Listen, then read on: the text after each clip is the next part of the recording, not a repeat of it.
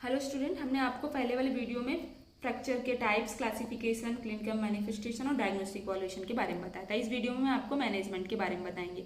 The major objective of care of children who have fracture. कुछ objectives होते हैं, major objectives होते हैं बच्चों की केयर करने के लिए उस टाइम पे जब फ्रैक्चर हो जाता है तब।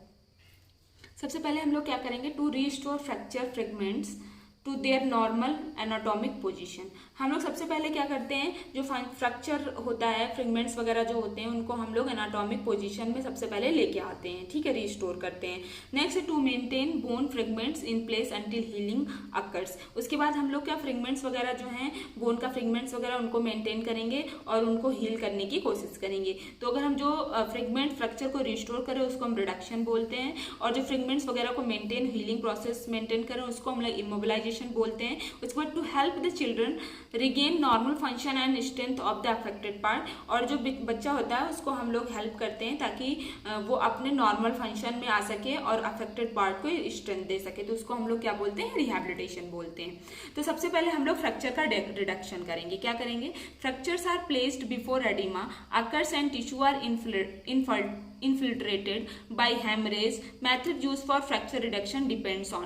जो फ्रैक्चर होता है उससे जब प्लेस हो जाता है, फिर हो जाता है, तो उसके पहले क्या होगी, एडिमा होगा, वहाँ पे टिश्यू इन्फिल्ट्रेट होने लगेंगे, हैमरेज हो जाएगा। तो कुछ मेथड्स होते हैं जो हम लोग फ्रैक्चर रिडक्शन के समय पे यूज करते हैं, और जैसे कि चाइल्ड्स एज पे डिपेंड करता है, बोन की स्टेटस पे डिपेंड करता है, कंडीशन ऑफ स्किन और सॉफ्ट टिश्यू पे डिपेंड करता है, और साथ में न्यूरोवैस्कुलर फंक्शन की स्टेटस पे डिपेंड करता है। कुछ एनी अदर फॉलोइंग मेथड्स हैं जो हम लोग रिडक्शन के टाइम पे यूज करते हैं। सबसे पहले क्लोज रिडक्शन। इसमें it is accomplished by bringing bone fragments into the opposition by the manipulation and manual traction. इसमें हम लोग क्या करेंगे, जो बोन्स होते हैं, जो फ्रेगमेंट्स होते हैं, जो ब्रिंगिंग बोन्स वगैरह होती हैं, जो उनको हम लोग अकम्प्लिश्ड करेंगे और साथ में उनको हम पोजीशन, मतलब पोजीशन पे लेके आएंगे, उनको मैनिपुलेशन के द्वारा या फिर मैनुअल ट्रक्शन, कुछ हाथ से ट्रक्शन वगैरह लगा देंगे ताकि जो मतलब फ्रेगमेंट्स वगैरह जो फ्रैक्चर हो गए हैं वो अपने पोजीशन पे आ सके। उसके बाद हम लोग नेक्स्ट ट्रक्शन लगाते हैं।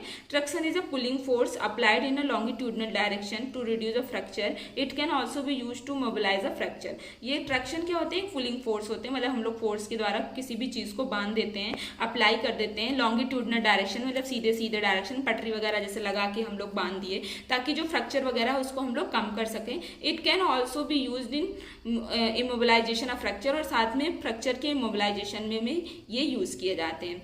उसके बाद नेक्स्ट ओपन रिडक्शन करेंगे। सम फ्रैक्चर्स रिक्वायर सर्जरी और open reduction so that the bone fragments can be. कुछ फ्रैक्चर जो होते हैं उनमें सर्जरी की रिक्वायरमेंट होती है और वो ओपन रिडक्शन होते हैं, so that the bone fragments can be so that the bone fragments can be repositioned under direct visualization। तो ऐसा हम लोग क्या करते हैं, जो फ्रेगमेंट्स होते हैं उनको हम रिपोजिशन में लाते हैं, उनके अपने पहले वाली पोजीशन में लेके आते हैं, और ऐसा हम लोग अंडर विजुअलाइजेशन करते हैं, मतलब उसको देख के करते हैं ऐसा हम लोग।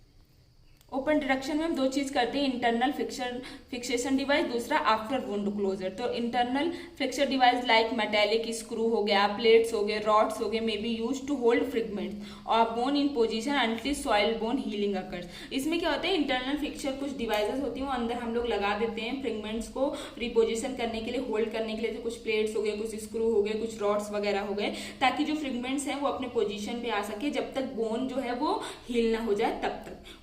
उसके बाद हम लोग वुंड केयर करते हैं, वुंड क्लोजर करते हैं। कैसे, external immobilization of the fracture is achieved by applying external fixation device such as the splint और कास्ट। उसके बाद हम लोग उसको क्लोजर करने के लिए हम लोग बाहर से कुछ फिक्सेशन डिवाइस लगाते हैं, जैसे स्प्लिंट और कास्ट वगैरह लगा देते हैं, प्लास्टर ऑफ पेरिस वगैरह लगा के हम लोग उसको जोड़ते हैं, ठीक है।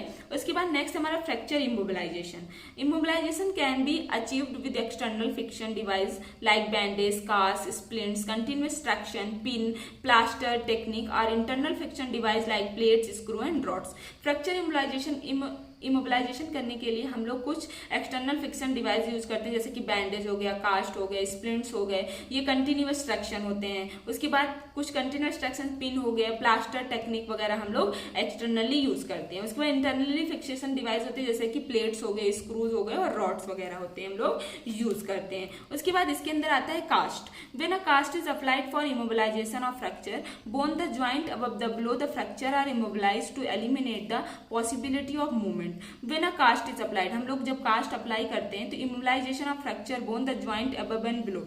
हम लोग ऐसा कहाँ पे करते हैं जहाँ पे फ्रैक्चर हुआ होता है, फिर जॉइंट के ऊपर या फिर नीचे। द फ्रैक्चर आर इमोबिलाइज, उसको हम लोग क्या करते हैं, इमोबिलाइज करते हैं। Eliminate the possibility of movement, और ये देखते हैं कि कितनी पॉसिबिलिटी है मूवमेंट की, कितना वो घूम रहा है। The might cause displacement of the fracture, may be ये इसलिए देखते हैं कि कहीं डिस्प्लेसमेंट वगैरह ना हो जाए फ्रैक्चर साइड पे। Any of following types of cast may be used for the immobilization. कुछ कास्ट वगैरह जो यूज करते हैं, upper extremities cast, lower extremities cast, hip spica cast और बॉडी कास्ट। जो अपर एक्सट्रीमिटीज और लोअर एक्सट्रीमिटीज में होता है शॉर्ट आर्म कास्ट यूज करते हैं, लॉन्ग आर्म कास्ट यूज करते हैं, दोनों में ऐसे यूज करते हैं। हिप स्पाइका कास्ट होता है और बॉडी कास्ट यूज करते हैं। उसका most cast are made from gauze strip and bandage. Most of जो कास्टेज होते हैं, जो कास्ट होता है वो गॉज पीस का बना होता है, स्ट्रिप्स का बने होते हैं या बैंडेज के बने होते हैं।